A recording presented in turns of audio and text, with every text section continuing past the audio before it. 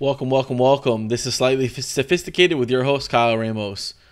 Full disclosure, the levels of sophistication may vary. However you're listening to this or watching it, either on the podcast or YouTube, please like, subscribe, share, leave comments, rank it, or rate it, stars. Give us 7 stars, 8 stars, how many stars you can do. Please do that. We really enjoy it. We really appreciate it. It helps us move up the rankings. All right, on today's show, we're going to be joined by the HayesBrothers.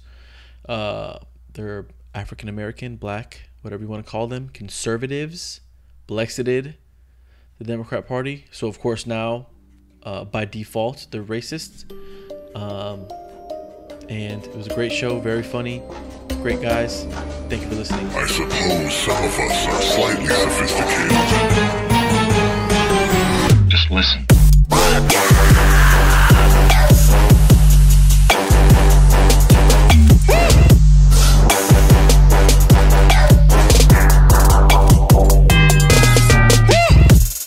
HayesBrothers, thank you for being on the show.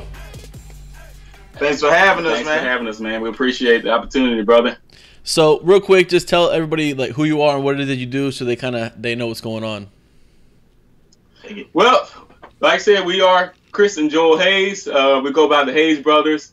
Basically, create content on YouTube, pretty much surrounding, pretty much on all social media platforms we can think of: YouTube, Facebook, Instagram, Twitter. Basically, surrounding topics concerning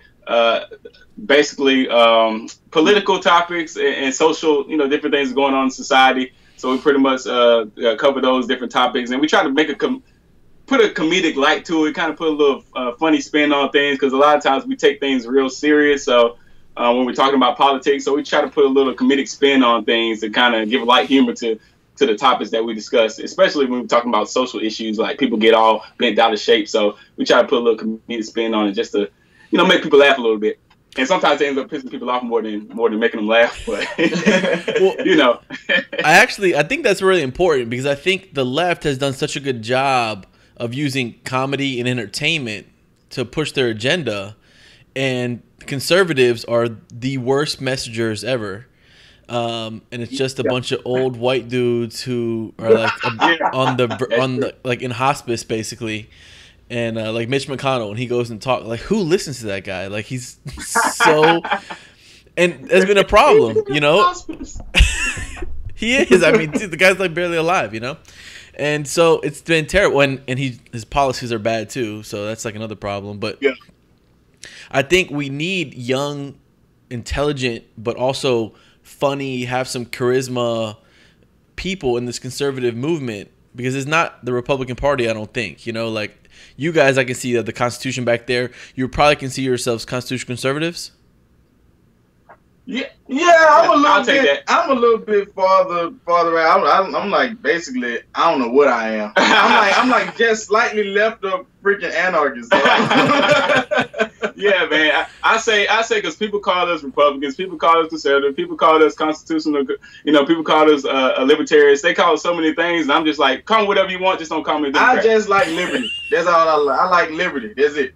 Yeah. I think that's where most of this, I call it a conservative movement, because I think that's kind of what it is a little bit. Yeah. But like young people, they just want freedom. They just really want the government to leave them alone for the most part, And I think that's a good thing. And you need comedy, like what you guys are doing, to promote that. So you guys are. So I'm assuming, since you're like kind of conservative-ish and like libertarian, you're racist too. Of course. Hey, of course. Just on That's that a prerequisite. On that note, I need your help, brother, because I'm trying to figure out which hat I should wear. I couldn't decide which hat I should wear, because when I wear this one, they compare me to Trump, and I'm a racist for wearing this. And if I wear this one right here, then the black church, they pretty much say that I'm Satan because I got a snake on my hat. I guess they don't understand that the join or die thing is because of the geographical location of the 13 colonies at the time. Yeah. That's why they used the snake. That's why Benjamin Franklin used the snake. But people don't know that. So the black church pretty much is like, yeah, this guy's Satan. You need to take that hat off. So I'm either evil or Satan. I don't know which one should I go for today. Like, who should I upset, the black church or just the whole world? Well, I think you upset more people. So if you're trying to upset more people, definitely the Maggot Hat. because Okay. do you guys know Maj Toure? Yeah. Oh yeah. Maz is cool. Yeah. So he was on the show and he had a hat and I can't remember exactly what it said, but I think it said like, "Calm down, you fucking idiot. It's just a piece of cloth," or something like that. But it was a red hat. It was a red hat and it had the same the same font. You know what I'm saying? So it looked like a MAGA hat, but it really just said like, "It's just a hat. Calm down, you fucking idiot," or something like that. Oh, snap, yeah. Well, this is as close as I can get to upset people. That's never my objective, but I mean, it is what it is. It is just a piece of cloth. So let's go make America great again then. So this is what it blows my mind, right? And I want to get your guys' take on it. It seems to me like at some point the black community as a whole would have to wake up and be like, man, we've been voting for these people for so long and nothing's getting better. Like we get promised so much and then all they do is the complete opposite. And then in 4 years they come, ask for our vote, promises a bunch of stuff, and then it's like a vicious cycle of nothing ever gets done. That's true, man. What I'm thinking now is like what we're gonna have to do. You got different movements like Brexit going on. You got movements like the walk away movement going on, and people are waking up slowly but surely. But I'm like, since people on the left think that they have this idea that the party switched or whatnot, since they are of that thought process, I'm thinking maybe we should do the same thing with the black community. Like maybe we should just like switch again. And everyone who's thinking like, yeah, since we all agree that the black community isn't doing so good overall. There's poverty going on. There's the murder rate is high in those communities and different things. Maybe we should just swap or something. Maybe we should just think like white people or think like rich people. Just swap. Maybe we should just agree to swap, just like the party supposedly switched. I don't know. I might get in trouble for saying this, but I think as a whole, like black community, like in certain pockets, it's not like this, but it's like as a whole, like. You're addicted to servitude. You're addicted to being told what to do. Like we don't know how to think for ourselves for some odd reason. Like you're so used to being told what to do, so it's like it's easier to live that way. I don't have to really think about it. I don't have to own anything. I don't have to really have to put in the work. I just sit here and wait for the handout. Well, it's set. I mean, it was set up on purpose this way. I mean, we all know that. Like, if you get to a certain level of income, then you get almost all of your benefits taken away. So it de-incentivizes getting off of it, first of all, and then also the whole thing with the single motherhood rate, which is not just the black community, it's just as a whole. Oh, yeah, it's all over now. It's the whole country. It's not it's not just the black community, but it's the same thing. If you're married, you don't get certain benefits. Like, how does being married make you less poor? It makes no sense. It makes it easier. It makes it easier to not be poor in the long run because you can have two incomes. So in long term it does, but at any particular moment you can be just as poor, married or not. That's irrelevant. And it's just it's a systematic thing to keep you like on the borderline of poverty, like just above the poverty line maybe. But if you do too good, we're gonna take everything away, and you're gonna have, and it's made to keep you in a perpetual state of like just barely making it. Oh yeah, now if I can go and get steaks and lobster tails and crap on my EBT card, I don't really have a real reason to get off of it. Like if I had to eat Cheerios and cornflakes with this, and that's all I could get was Cheerios and cornflakes and maybe some ramen noodles, I'll be ready to get off of the system real quick. But if I'm sitting up here, man, we used to go to people's houses, man, and like when they got that check, man, it was like Christmas time. It was like Christmas time. They go in and we having cookouts. We going to the house, man. Yeah, they done got their check. Oh yeah, we finna eat good today. I mean, it's gonna be a good weekend. No crab legs, man. Them jokers got some of everything. Sad. But then you only paying $53 for rent a month. Yeah. I wish I could pay $50 for rent a month. I wish I could too. On my mortgage. Good God. Exactly. I would love that. Come on. I'm for that. Well, and the other problem is how do I say this properly? So I don't want to say it wrong. Let's upset some people. Come on. And it also perpetuates the violence in the drug sales and the criminal activity, because instead of getting a legitimate job, you can't get one of those because then you're going to get your benefits taken away. So then what do? You go on the black market so you can supplement your income that way. That's what I was trying to say, but I don't want to say it in Because I don't really, to be honest with you, I don't blame some people. They're doing it because it's advantageous to them. It's advantageous to them to do nails in their living room, or do hair in their living room, or go clean houses, but off the books, and do that, and then keep getting their food stamps and all their other benefits, rather than getting like a job for a company with medical and everything else like that, and then losing all their benefits.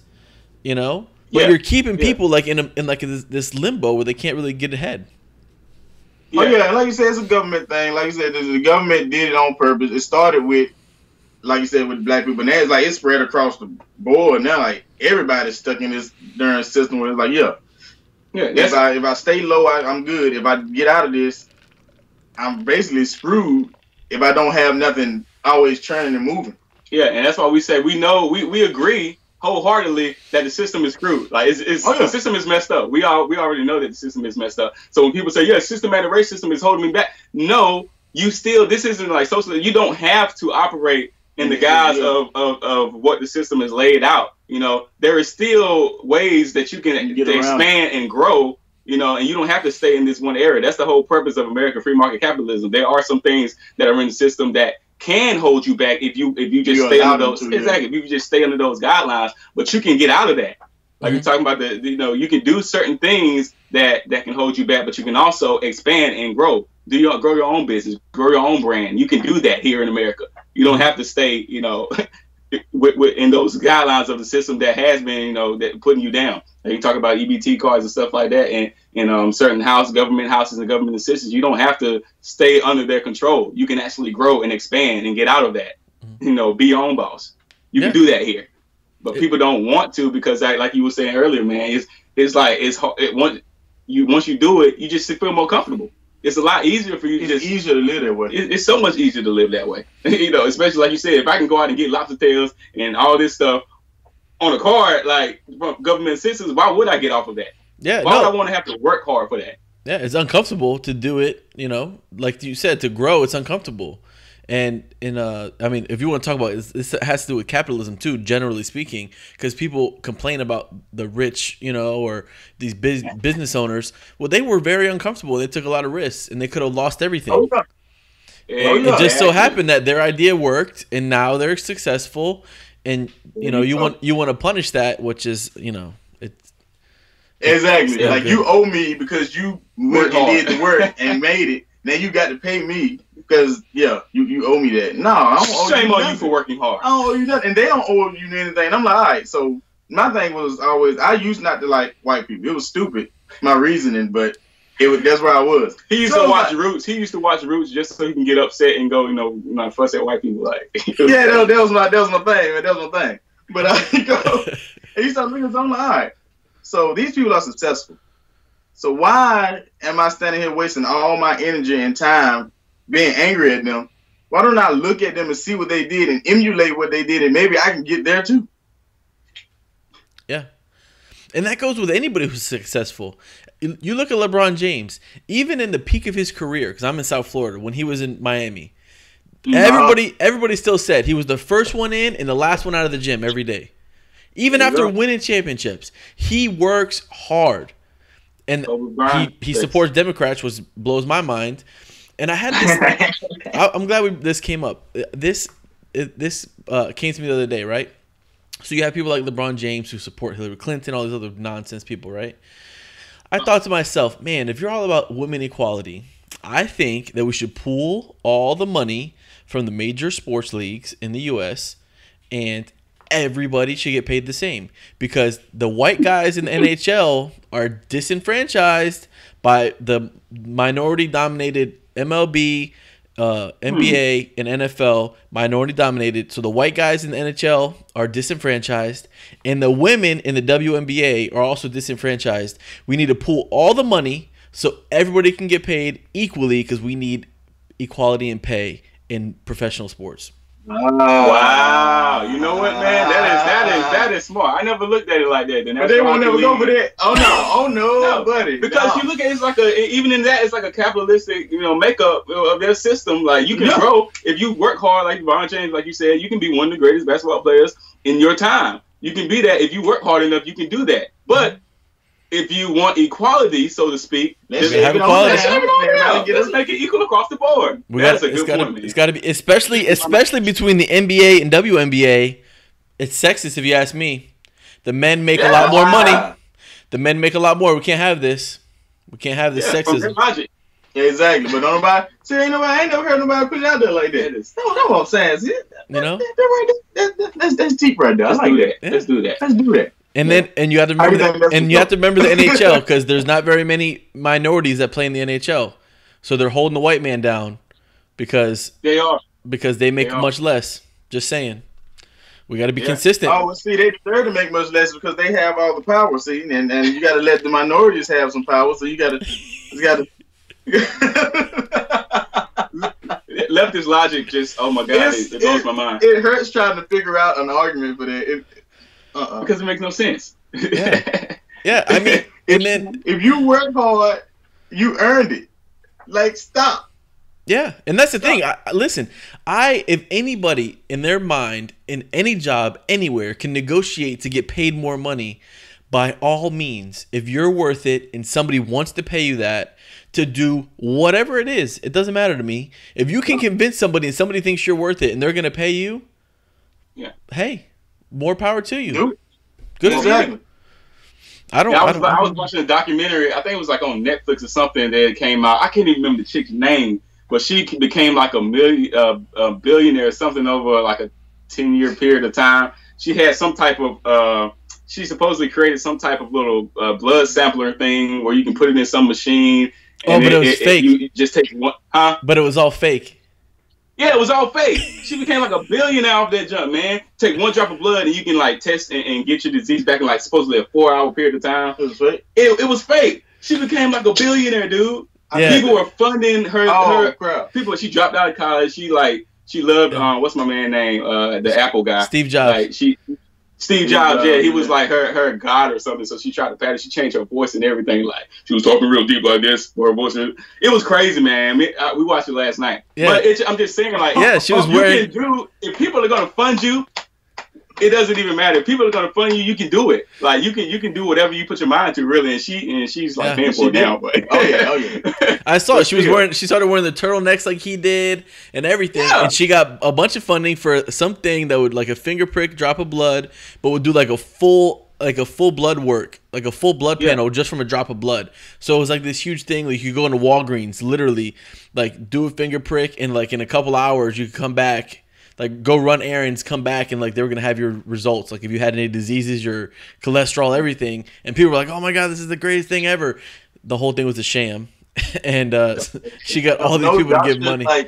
Like looked at this and figured that out? Like, well, no, they were doing, they were faking the samples, and they were doing, they had, it was like a big thing. Okay. Yeah. But it was crazy. But the thing is, like you said, man, like if you can get out there and if you have an idea, you put it out there, like, and people fund it, like, by all means, do your thing. She got caught in the end or whatever. So, but she got that far. Yeah. It's a crazy thing. The thing is, she could have still got rich. Her problem is she had a great idea, and people were funding the idea initially. And if she would have just said, listen, it's not ready yet, but this is what I want to do. We need more money, and kept getting money that way, she'd have been okay. But then she said, no, we have a prototype that works. Yeah, exactly. But it didn't work. Wow. So that's where she got jammed up. She did. But the idea, that's like you said, the idea is that's what's so good about America. It's the idea. People will fund that. If you have a great idea, which it was a great idea, people will fund that. And you can blow up that way. You can't do that anywhere else. No. Try to do that in China and see what happens. Oh, exactly. Any communist, they're gonna take all the credit. Like my man, Kalishnikov, man, I was looking at that, I was like, he did all that, made this gun, the gun that they're gonna went through all these wars, and everybody loves it. It's international, but he got paid nothing for it. Okay. All the money went to the freaking government, and he was standing up there. They gave him like this little award. Someone gave him a medal, and he was just sitting there, just as proud as he can be. I'm like, that's your money. Yeah. No kidding. So I take it you guys like the Second Amendment then? Oh yeah, we love it, man. We love it. Exactly. Yeah. We used not to care too much for it, but since we've had a shift in our mindset, I always liked guns. Well, hunting was a big part of my young years, but I didn't care anything about like semi-autos or automatics. I was like, no one needs an AR-15. Nobody needs 30 rounds. All you need is a hunting rifle. You can do what you need to do. Yeah, the government has automatics, and you're already at a disadvantage with a semi, so you might want to get your semi. At the very least. At the very least. You know what I hate when people say, well, the government has nuclear weapons. And I'm like, oh my God, here we go. They're not going to nuke themselves, you idiot. That's my point. My point is they need to be able to control people through some violence, maybe killing some people, but they can't kill mass amounts of people because then who's going to work? Who's going to make things? Exactly. They're going to have to work. Exactly. That's not what they're about. Not what they're about. So they can't just come over here and start bombing everything and killing everybody to take over. Well, they could, but then they're going to have nobody to work, nobody to do anything, and then they're going to die. They'll all die. Yeah, exactly. Yeah, exactly. Like you said, communist China doesn't even drop nukes on themselves. Like, you know, no one's gonna just kill all their people. Like, you're gonna take their weapons so they can't fight. You're going to starve them. A few of them, so and then the rest of them will fall in line. You have to instill fear. You don't just kill everybody. You have to instill fear. That's the whole concept behind it. You look at any other communist nation, socialist nation, like that's how they operate. They're not just killing everybody. Yeah, they can't just kill everybody. They need people, and then if they kill everybody, then they have nobody to fight in an army to defend them. It doesn't even make sense. The argument doesn't make sense, but it sounds good because, you know, then people say, oh yeah, that's right, the government does have nuclear weapons, so a semi-automatic's not going to help you at all. You just fall in line like, yeah, that makes sense. No. Who was a congressman or somebody? Who was the one that made that argument? It was like they like tweeted about it or something saying like, yeah, so well the government, we have nukes. I'm like, why would you even say that if you're a representative of, you know, you're like a representative of some town or city or whatever, but why would you even make that comment to try to instill fear in your people? Like, why would you even say that? Because they think they're kings and they think they can do whatever the freak they want to do. Yeah. They don't really realize that you're a representative, dude. You work for us. Exactly. Mm-hmm. Exactly. But we don't act like that because half of us don't know that. True. We think that they're kings and they have a status above everybody else. Mm-hmm. No. The Second Amendment is for that reason. So when your government get like that, and then they get to the point where they really want to take from you, you got something to protect yourself with. Not because the guy gonna break in your house. That's a second thought. It ain't because you can go out and shoot Bambi with it. Nah, it's for your government. Yeah, 100%. And the funniest part is all the politicians and entertainers that support all this gun confiscation, they all have armed bodyguards, and they're not going to get rid of their armed bodyguards. They're still going to have armed bodyguards, but they have automatics. Mm-hmm. Yeah, it's the double standard is striking. It's sickening. It really is sickening, man. Because it's like you just said, like people that have those things, like, and they won't use that. They won't come to the table with that as an argument. If you bring that to the table, like I've never really heard their response to someone actually coming to the table saying, well, if you take your armed bodyguards and put them to the side, like just, you know, don't have any armed bodyguards, or tell them just to put their arms up, then we can actually have a discussion. Like, you know, I never heard their response on that. Like, are they gonna say, okay, cool, that's fair. I never heard that conversation. No, they're gonna say, no, it's not about my bodyguard, it's about the children. We have to do it for the children. Then they bring the kids into it, mm-hmm. and bleeding heart start. No. I get it. It pisses me off. Hey, I'm still of the mindset that the only thing to stop a bad guy with a gun is a good guy with a gun. I don't care what anybody says about it, you know. Because just like you look at the whole situation with the mosque shooting and whatnot, I still say that if somebody in their mosque had a gun, they could have stopped that shooter in New Zealand. Yeah, just like any other shooting that goes on here. 100%. I went to my parents live in North Carolina, right? So I went up there, but they live right in the Georgia border. There's a little town called McKaysville. They have a store called McKaysville Gun and Drug. So it's literally like a full pharmacy and a gun store. So all the pharmacists are like strapped up with like an open carry piece, you know, everything. Nice. But they have these shirts in there, so I got a couple of them, and one of them says it says, "Victims that shoot back live longer." Yeah, absolutely. Absolutely. I had a guy tell me, man, he was like, man, just because you got that gun, don't mean you gonna be able to stop the shooter, or don't mean you ain't gonna die. I understand that, but my eyes jump up dramatically. Why wouldn't I want to increase the probability of me living? Yeah. Come on. Who does it? Anybody that tells you, no, you don't need to protect yourself, they want you dead, or they want you to be a slave. One or the other. They want to control you. Yeah. No. The thing is all about control. That's what it is. It's all about control. This is the last thing I wanted to bring up because it affects the black community disproportionately, like not even close, right? Abortion. Yes. Like, literally, the lady that started Planned Parenthood, her goal, and this is documented, was to exterminate blacks. That's what she said. Exactly. She wanted to exterminate a whole race of people. The Nazis actually flew her to Germany so they could learn from her what she was doing in the African American black community in America, so they could implement that to the Jews in Germany. Yeah, and some people don't believe that or whatnot. You can say that, and some people won't believe. All I gotta do is look it up. You're 100% right. But like I'm like, just look at what's going on. Okay, since Roe v. Wade was implemented back in the 70s, you've had how many? About what, 60? We're on the verge of like 60 million abortions here in America, and then just in the black community alone, we're up to like 20 million just in the black community when we only make up like what 12 to 13% of the population. But that many abortions, though, I mean, like 20 million. Think about that. And if you actually do some calculations, run some numbers, we probably would be around 20%, about 20% of the population had we not killed so many of our own in this 30-40 year span. We could have been up to about 20% of the population. So we talk about deaths and murders and police brutality and different things, but why aren't we talking about the fact that there are so many? And some people use the argument that well, blacks have a hard time. They have more complications having birth, so that's one reason why they killed her. No. I don't give you the right to kill a child. See, you talking about it's my body. It's not your body no more. You didn't kill yourself. Exactly. No, you killed the baby. And doctors, I will tell you, from personal experience, doctors will pretty much edge you on. Like, you're having complications with your birth, and even if it comes to the point of, your child might have some birth defects or something like that, they will try their best to tell you that you might as well just go ahead and abort it.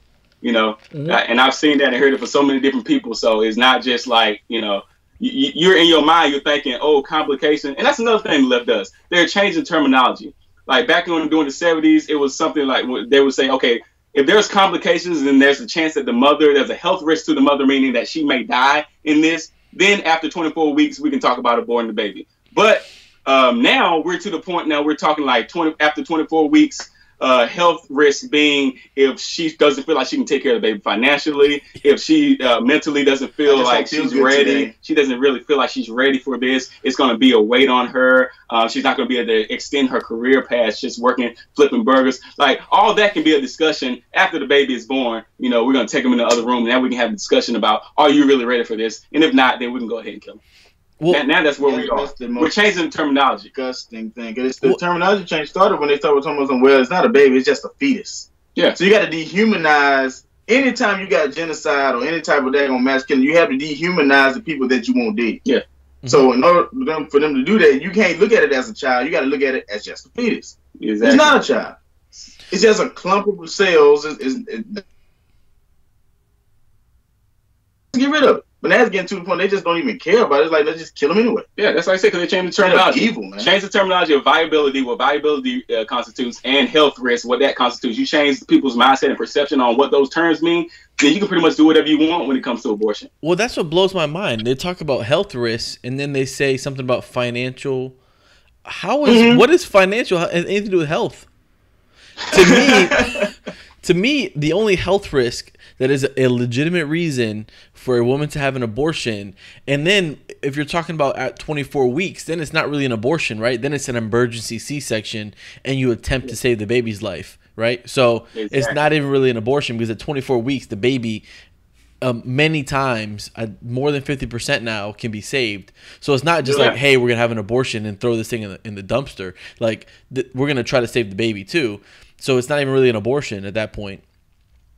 And I'm I'm thinking to myself, that's the only time. Like, the mother, if we don't do this right now, mom's gonna die.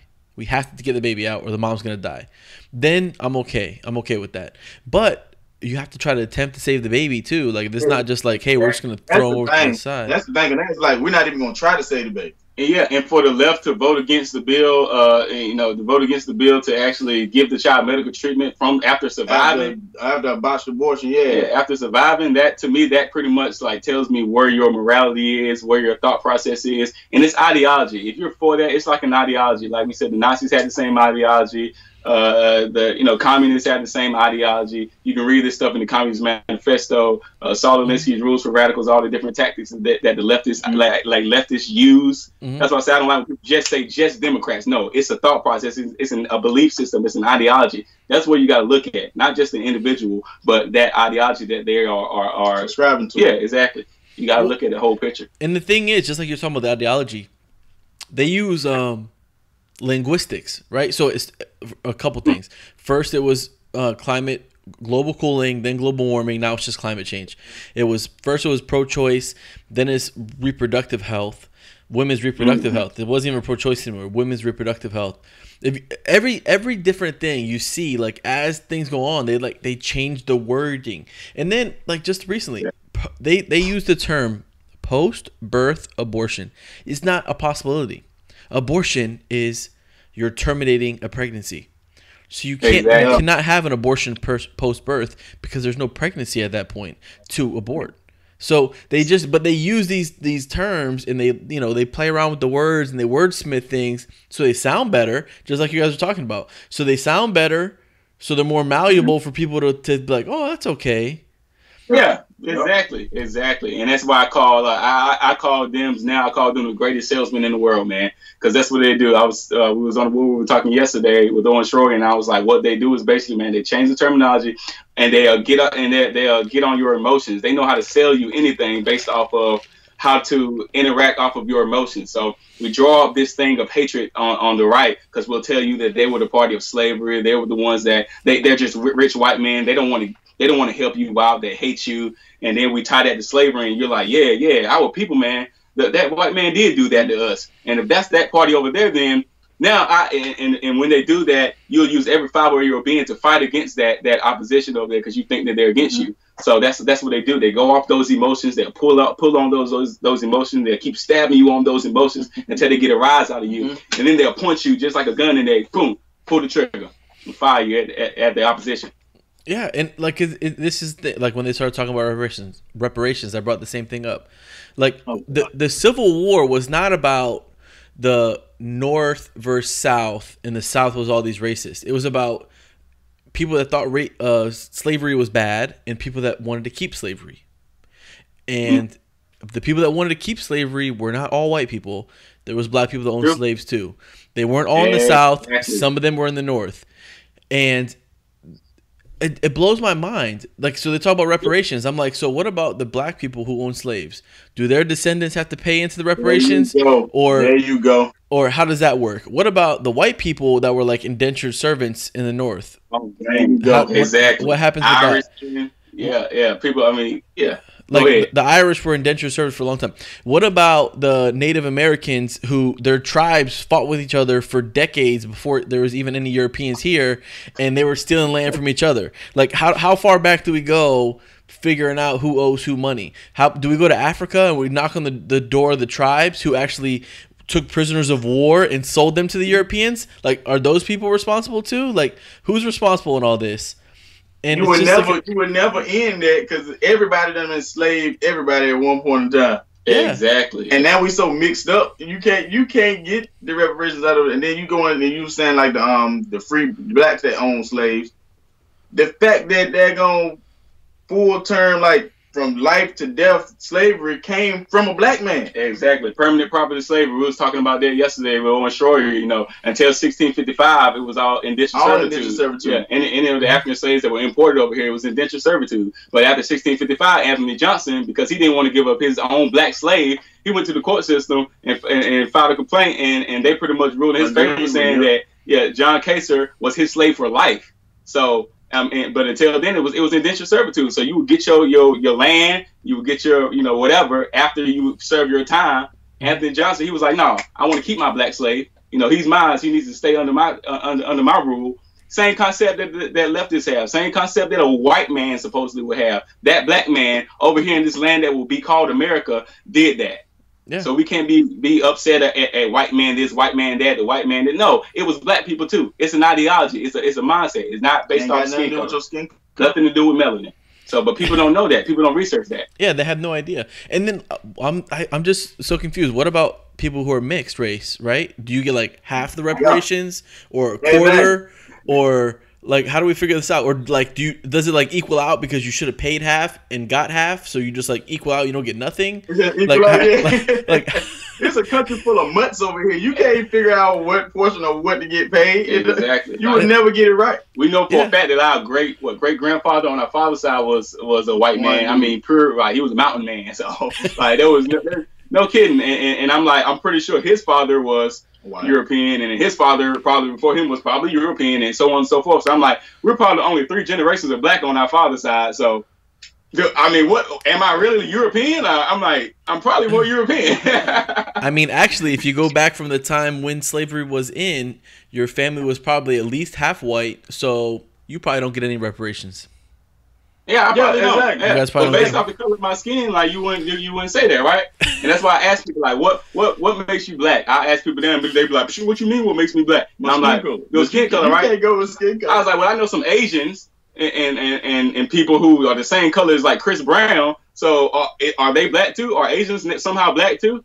No, well, no, because my daddy black, and so now it's culture. Now we're going with ancestry. So, well, like I just told you. Like, it's light-skinned people. I'm pretty sure their parents or grandparents were probably white or Native American or whatever. So then what constitutes black? You know? Yeah. At that point in time, it's like you can go on forever with this, right? It's like because it's like an illogical argument. How about we just come to terms? We're all Americans. Everybody just get along. We can disagree on issues and we can talk about them, but you don't have to start calling people racist and blame people for some shit that happened 200 years ago that I had no idea what was going on. I was not even. My dad wasn't even like a thought, you know what I mean? Like my parent, like I have, like my great grandparents were probably just then banging to like make my great grandfather or whatever. like I have nothing to do with this. Like why am I having to be like, you know? And I'm Puerto Rican, so like do I get something? How does this work? Like I know, right? Exactly. You should get something. I look at it like this, man. Look, this is your reparations. Go out there, build a business, get a job or something, or like I said, build a business. Run your business, get your money, and that's your reparations. You got your right to go out there and build your business. Build your business and get paid. Exactly. And then you have Kamala Harris. This is another kicker. Then you have Kamala Harris. She's trying to act like she's of African, because I don't want to say like she's black. She's trying to act like she has African American heritage. She does not. Both of her parents are Indian. They happen to live in Jamaica, but there's a lot of different people who live in Jamaica. They're not all African American descent. There's a bunch of Chinese, Indian, a bunch of people. She's of Indian descent, and she's trying to lie to a bunch of people to pander and get votes, and it's disgusting. But that's what makes her black, though. She smokes weed and listens to Tupac and Snoop Dogg, so that makes her black. I mean, did you not know? Actually, if she was listening to them before they were even out. We know this. I know, right? She's either a psychic or she's secretly their manager, and she had the fresh cut, you know, before it was edited, and that's what she was listening to. She had all the underground albums and stuff before they even dropped. Like, out to the public. It's crazy, man. And then that's why I say, man, it's ridiculous. And then the Breakfast Club, they've had Kamala Harris on, and then during the primaries, they had Hillary Clinton on, who said she carries hot sauce in the purse. I mean, we already know she stand up pandering to black people, to the black church. I don't feel no ways tired. I mean, she called black people super predators, but they have her on the show. They have Kamala Harris on the show. They're pandering to black people, and what the Breakfast Club do? They stand behind them and say, well, no, they're going to say they're pandering to black people, but I don't really think it. Hillary Clinton did say in the past that she had hot sauce in the purse, so we kind of believe that. And, you know, Kamala Harris wasn't really saying that, Fox took it and misconstrued it. That's what the Breakfast Club says, because they're pandering. You know, I don't know if they get money from the government or something. Like, I don't know if they get funding or something. I'm like, why would you do that? Your base that listens to your show is a bunch of black people. You know, minorities, whatever you want to call it. So that's your base. So why would you lie to them to try to get them to vote for these people who, just like Jay-Z and Beyonce, I was saying yesterday, they had. I said that all that the GOP has to do to win forever, all they have to do is get Jay-Z and Beyonce to pretty much push and endorse anybody that's on the left, any Democrat ever, and they can win because their vote record's not too good right now because they pushed Beto O'Rourke and they pushed Hillary Clinton and they both lost. They both lost. I was like, yeah, just get them to endorse every Democrat that ever runs for anything, and the GOP will win forever. You know? Yeah, no kidding. All right, thank you guys for being on the show. Really appreciate it. You definitely elevated the level of sophistication because I'm not very smart. I appreciate it. Oh, come on, man. Come on. Let everybody know how they can follow you and support you guys so they can do that. So on YouTube, you can find us at the HayesBrothers and everything else, whether it's Facebook, Twitter, Instagram. You can follow us at Brothers Hayes. We got a new Teespring store. The HB store. Go check our stuff out. Yeah, we got T-shirts, hats, different things that you can support us with. So yeah, got beach towels, man. We got beach towels. Ooh. Is that I need a tan? Are you telling me I need to go to the beach and get a tan? No, man, I ain't say that. Okay. If you want to be that, man, get your reparations. Come on, get these reparations with us. Hey, that's what I need to do. I need to go get a gnarly tan, and then I'm just gonna show up and be like, look. And then that's going to be it. They're going to cut me the check. Yeah, that's it. Cut me the check. All right. Thank you guys for coming on. I really appreciate it. And that's a wrap. I appreciate having us, brother. Yeah. I suppose some of us are slightly sophisticated. Just listen.